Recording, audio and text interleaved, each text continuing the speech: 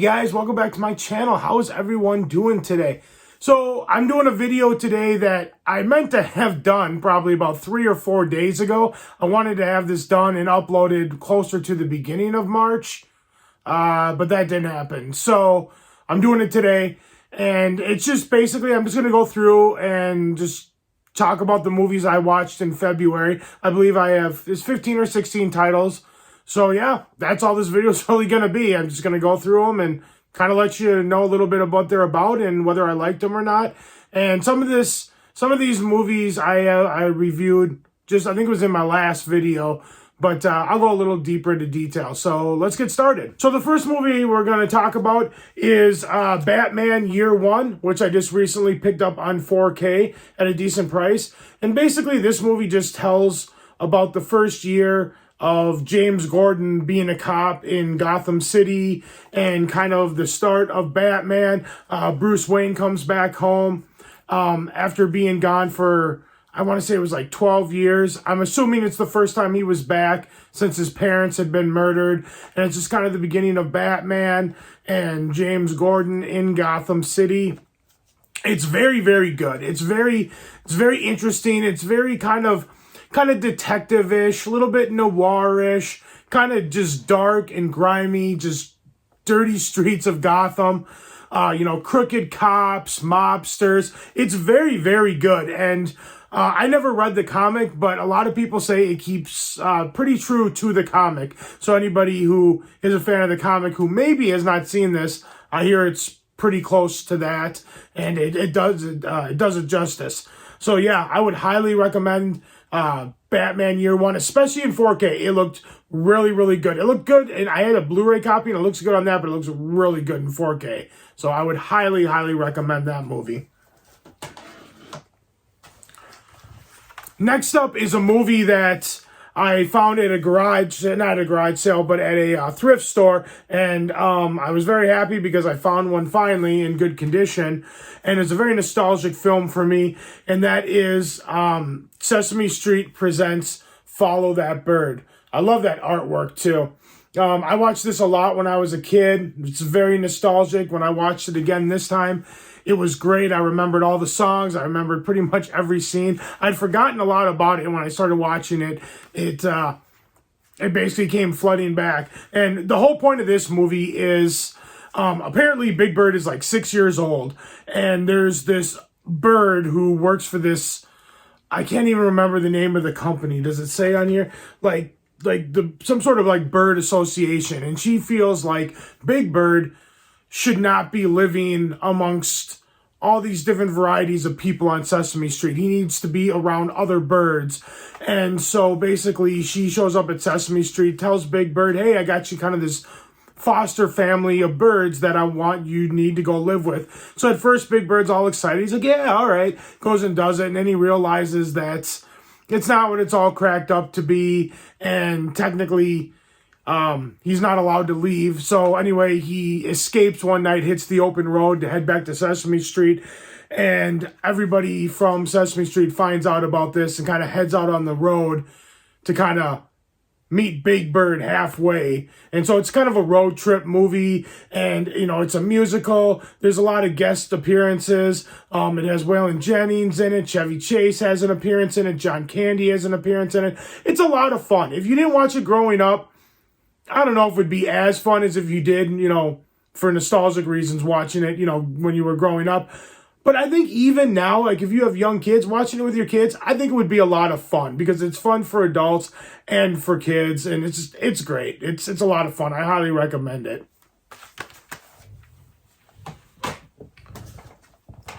Next up, I was going to start watching a bunch of John Hughes movies during February, and it just didn't really work. I ended up only watching one, but it was one that I hadn't seen in a long time and I didn't remember anything about.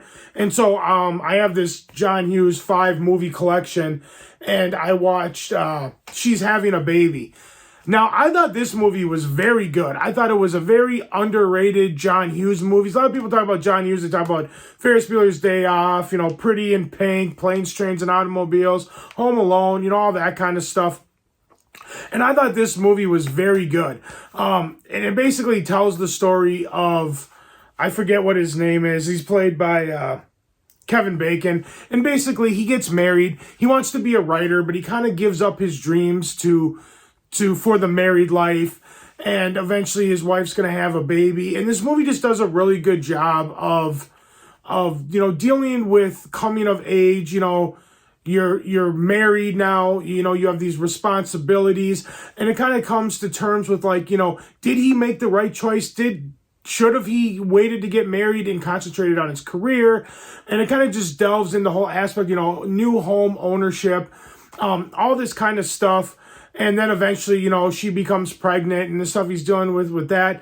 The opening sequence to this movie is absolutely hysterical. The whole wedding scene I thought was very, very good. The thing that I really liked about this movie is this movie, for the most part, is funny, but it does a great job of intertwining comedy with some really serious drama. Because most of this movie is pretty funny, and it deals with a little bit of dramatic stuff here and there. But the last 15, 20 minutes of this movie, it takes a drastic turn. And it gets freaking serious. It gets pretty serious and sad for a little bit, kind of suspenseful. You don't really know what's going to happen. So the movie, like I said, it's a comedy, but it turns on you at the end, and it's kind of a tearjerker. I found myself tearing up a little bit, for the last 15, 20 minutes. And John Hughes, I guess when I was younger, I didn't really appreciate the fact that he can do great comedy, but he can do really serious drama when he needs to. So I think She's Having a Baby is very underrated. I liked it a lot. This is a great set too. In this set, you get Ferris Bueller's Day Off, Pretty in Pink, Some Kind of Wonderful, Planes, Trains, and Automobiles, and She's Having a Baby. And I think I got this for $15 or $20 at Target. This is a great collection. But definitely check out She's Having a Baby. Very underrated John Hughes movie, in my opinion.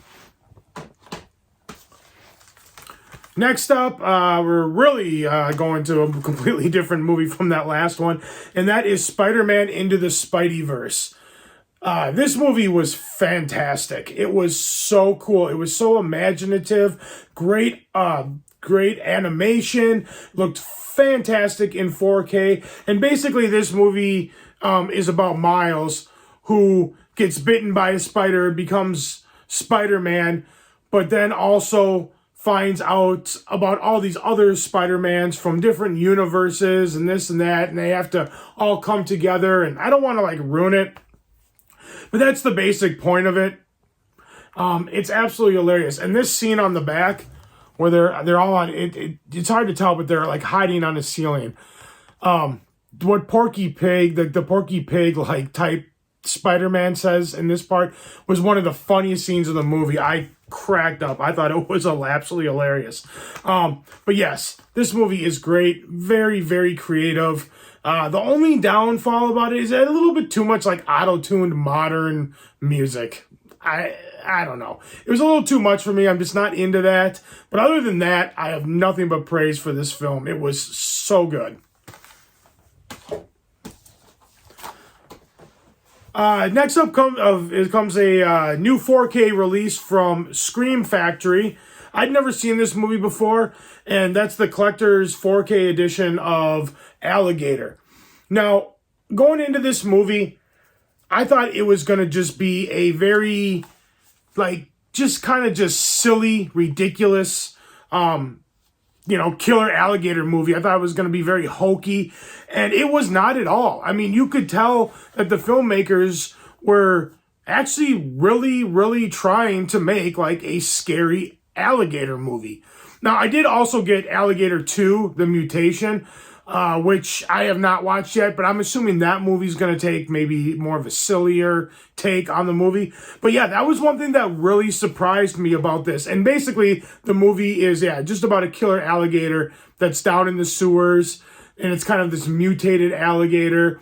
And there's this company that's just doing kind of this corrupt kind of shit. And it's it was very, very good. Like I said, it wasn't really silly at all. I mean, it had kind of some funny moments, but it was far more serious than I thought it was going to be. And that was a nice surprise. I actually like that. It's actually a well done film. And it looks so good. So good in 4K. Scream Factory is knocking it out of the park with these 4K releases. I mean, it's just amazing. It looks so good. And a cool little fact about this movie is Bryan Cranston, that's right, Walter White, well before he did any of that stuff, was I believe a production assistant on this movie. So I haven't watched it yet, but apparently there's a cool little interview with him about working on this movie. So that's the kind of stuff that Scream Factory does too. They give you those great bonus features. Great movie. Looks fantastic. I can't praise this release enough. It's very, very good. Next up, we have a movie that I was going to wait on. I kept seeing it. It was like $30, $30. I was like, I'm going to wait. And Amazon had some sale. I don't know what it was. It was like a one-day sale or something. And I ended up getting this. I think it was for like $17. It was under $20. And I had to grab it, and I got a slipcover. And that's the movie Ryan Reynolds in Free Guy. And I didn't really know much about this movie. I kind of went in blind. And basically what this movie is about is Ryan Reynolds. He lives this everyday kind of life. It's the same stuff every single day. You have your ordinary people, and then you have your superheroes.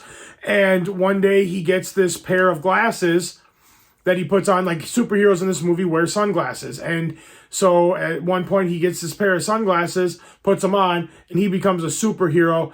And all along, you realize that the life he's living is just a video game, and he doesn't realize that. This movie was a lot of fun too. I mean, I'm not going to go deep into it. Just watch it for yourself. It's a lot of fun, very unique. I don't know if it's actually based on a video game. I'm not a huge gamer, but yes, it was very, very cool. It looked good in 4K too. Most new movies do. But yeah, this was a lot of fun. Ryan Reynolds plays, typical Ryan Reynolds, but he's good at doing that, and it works in this film. It's a lot of fun. Definitely check it out. So these next 7 movies are Warner Archives movies, so I'll just go through them very quickly. I won't go into great decil on them just so we can get through this video because we're already at about 10 minutes or so. So this first one is Key Largo, and it's Lauren Bacall, Edward G. Robinson, and Humphrey Bogart. And the point of this movie is basically you have Lauren Bacall and this other guy who I believe is Lionel Barrymore, who own this hotel in Key Largo, and Humphrey Bogart's there, and there's also these mobsters there, and they get held up in a hurricane inside this like Key Largo motel, and tensions are very high. This is a very intense movie. This movie is fantastic. I can't praise it enough. Check it out. Next movie is another one that's I'm going to praise from the archive collection is Bad Day at Blackrock. It's Spencer Tracy, and basically he just shows up in this town looking for this specific person who's gone missing, and the whole town is just very suspicious of him. They're obviously hiding a secret. They don't want Spencer Tracy's character to know about it.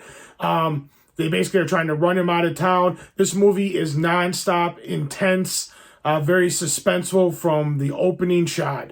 It is so good. Definitely check it out. It's awesome. Next movie is also from the Warner Brothers archive, and that is Night Shift. This is the first movie that I kind of watched that I'm not really going to praise. This movie was okay. Basically, it stars Shelley Long, Henry Winkler, and Michael Keaton. And basically, Michael Keaton and Henry Winkler work at this funeral, not a funeral home, but more of just like a mortuary. I guess it's kind of a funeral home too. And Shelley Long plays a prostitute, and they basically come up with this idea. Shelley Long loses her pimp, and they come up with this idea that Henry Winkler and Michael Keaton are going to become pimps, her pimp, and become the pimp for all these other girls, but they're going to treat them better than the normal pimps. They're going to pay them more money. And they start running this prostitution ring out of the mortuary. It's okay. It's kind of funny. It's 80s. I don't know. It's a fun late night movie. But out of all these stacks, it's probably one of my least favorite that I watched. But it's okay. It's kind of cool 80s artwork. It's worth a watch. It's just not super high up on my list of movies I watched in February. Next up on the Warner Archive collection is The Hidden. This is kind of like an alien abduction movie, stars Kyle MacLachlan. I don't want to go too deep into details on it, but that's basically what it is. It's kind of like an alien who's kind of taking over the bodies of these humans, and this movie was a lot of fun. It was a lot better than I thought it was going to be. I thought it was going to be really bad, and it turned out to be quite good. A little silly at times, but a lot of fun. I think people would really, really enjoy it. I'd never heard of this movie. I saw somebody talking about it online, and I was like, all right, that seems cool. I'll give it a shot. It wasn't too bad of a price. I think it was $12 or something. So I thought I'd check it out, and I was glad I did. So The Hidden, starring Kyle MacLachlan, definitely worth a watch. A lot of fun. Next up on the Warner Archive collection is Margaret Sullivan and James Stewart in The Shop Around the Corner. This movie was fantastic. I absolutely loved it. Great performances, great story, good love story, great comedy. But the thing that I really liked about this movie was the fact that it was a romance and it had comedy, but it also had some drama. I mean, this movie delves into some serious issues. It definitely delves into some serious issues. There was one scene in particular that I did not see coming. It just didn't seem like it was going to fit in this type of movie, so I did not expect that scene, and it was quite powerful. So yeah, I highly recommend it. The Shop Around the Corner. Very, very good. Definitely check it out. Now, next up, this is a movie that I thought was just okay. It's another one from the Warner Archive collection, and that's Gene Hackman in Night Moves. Basically, this is Gene Hackman plays a private investigator who goes to find a missing, I think, 16-year-old girl who's hired by her mother, and he has to go down to Florida and try to find this girl. And, he kind of gets down there and realizes that there's far more corrupt things going on. I mean, it's good. It's just a little slow. It's got great performances. It's an interesting story. I just found it to be a little slow. I don't know. I did maybe have to give it another shot. I was a little tired. I watched it later at night, so that might have had something to do with it too. But it's definitely worth a watch. It just, for some reason, didn't resonate with me as much as some of these other movies that I watched. But Gene Hackman in Night Moves. And the last one that we have from the Warner Archives collection is Humphrey Bogart and Lauren Bacall in The Big Sleep. And so basically, this movie is about, Humphrey Bogart plays Philip Marlowe, and he's a private investigator, and he takes on a blackmail case, and he gets tied up with a bunch of just rotten dudes and just some people that are just really unsavory. This movie is so good. I'm not even going to delve too deep into it. Just watch it. You won't regret it. It's fantastic. Humphrey Bogart is fantastic. Lauren Bacall is fantastic. It's so good. Check out The Big Sleep. Next up, we have a movie that I just watched towards the end of the month because it just came out, and that's Ridley Scott's The House of Gucci.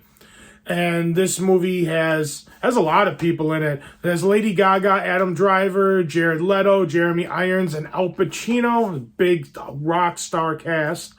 And basically, this movie is about the Gucci family, and the movie follows Adam Driver, who plays, I think it's Maurizio, something like that, Gucci, and it kind of follows him and his relationship and marriage with his wife, who I forgot her name, played by Lady Gaga, who is fantastic in this movie. Lady Gaga is so good in this movie.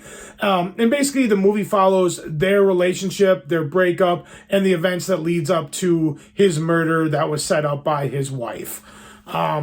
I'm not really spoiling anything. I mean, that's pretty common knowledge. She went to prison for the murder of him. So it's not really spoiling anything. And that's what this movie is basically about. It's good. It's not fantastic. It's not Ridley Scott's best movie.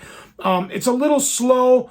Some of the pacing's a little off. There's some scenes that I didn't think really need to be in there. It's really long. There's some scenes that probably could have been deleted. But overall, it's a very interesting story. And so that's going to keep you involved in it. Even though it's not a perfect film, it's a very, very interesting story. And they're very eccentric characters. Just a very eccentric family. A lot of greed. Just a lot of betrayal. So it's a very interesting story. So that makes it worth a watch for sure. So The House of Gucci, definitely check it out. Next up, I finally sat down and watched Zack Snyder's Justice League. This movie was exactly what I thought it was going to be. Not overly good, not overly bad. It is what it is. Way too long. Way too long. I could have thought of at least 45 minutes to an hour of this movie that didn't need to be in it. Yeah. Just way too long. Yeah, it was whatever. Like I said, it wasn't overly good. It wasn't overly bad. Ben Affleck as Batman was awful. You could obviously tell he didn't give a shit. He didn't want to be there. Yeah, I don't know if he had shit going on in his life, but he gave horrible performance. I didn't think he was good at all. He was just dumb. Jared Leto as the Joker was a joke. Pardon the pun. It was horrible. It was like he was trying to go out of his way to be this, like, do this, like, super eccentric, like, praiseworthy performance like Heath Ledger. And the only difference is Heath Ledger's Joker actually had depth and character and was interesting. Jared Leto's was just boring. I'd rather watch white paint on a wall dry than watch his performance again. It was only... The 10 minutes he was on screen, I thought was so boring. That end scene between Ben Affleck and Jared Leto, I gotta admit, was tough to watch. You got Ben Affleck on one end, who obviously didn't give a shit, and you got Jared Leto trying to do this over-the-top performance that was just bleak and dull and boring. And the rest of the movie was just whatever. Zack Snyder's Justice League. Yeah, probably won't ever watch it again. And last, we have a movie that I thought was far better than Zack Snyder's Justice League. Was Werewolves Within, stars the girl from the was it Verizon? I think Verizon commercials, and that's her right there. And I gotta say, she was quite good.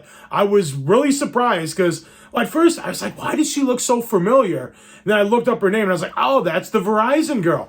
And I'd never seen her in anything else besides those Verizon commercials. And she was quite good in this. I thought she was really good. And basically, Werewolves Within is about this guy right here. He's a new sheriff in town. He comes to this small little mountain town. And the power goes out due to a snowstorm. And he gets kind of just held up in this mountain motel with all these townspeople. And they're just this group of super eccentric, like townspeople. They're just very eccentric characters. And they're all stuck together in this motel during this snowstorm. And they're all kind of trying to figure out what creature is lurking around their town and killing off members of their community. It was fun. It was a little different. It kind of, I don't know if I'd really say it's a horror movie. I'd almost say it's more of a kind of whodunit comedy, because it is quite funny, more so than a horror film, even though it does have horror film, like horror aspects. It's, it's a werewolf movie, and it kind of tries to take you one direction to kind of make you think it's going this direction, and then like, okay, well, maybe they're not, and then they bring you back in kind of in another direction, and this and that, and I don't know. It's it was definitely interesting. It's definitely worth a watch. And the thing is I would probably watch it again down the road. I think it does have rewatch ability. But yeah, and that's kind of the point of the movie. I don't want to give too much away. But yeah, Werewolves Within. I don't know. I saw it one day. It sounded interesting. It was like $12 at Best Buy, I think. So I picked it up, and I'm glad I did, because it was it was definitely interesting. It's just a very, very interesting group of characters. But yeah, I thought it was a lot of fun. Well, that's going to do it, guys. That's what I watched in the month of February for 2022. And I've already started watching stuff for March, so I will hopefully be doing another video at the end of this month, or probably the beginning of April, of what I watched. And so, yeah, if you guys like this video, give it a big thumbs up. Lets me know you guys like what I'm doing. Like, share, comment, subscribe, all that fun stuff. And I will see you guys in the next video. Take care. Thanks for watching. Bye.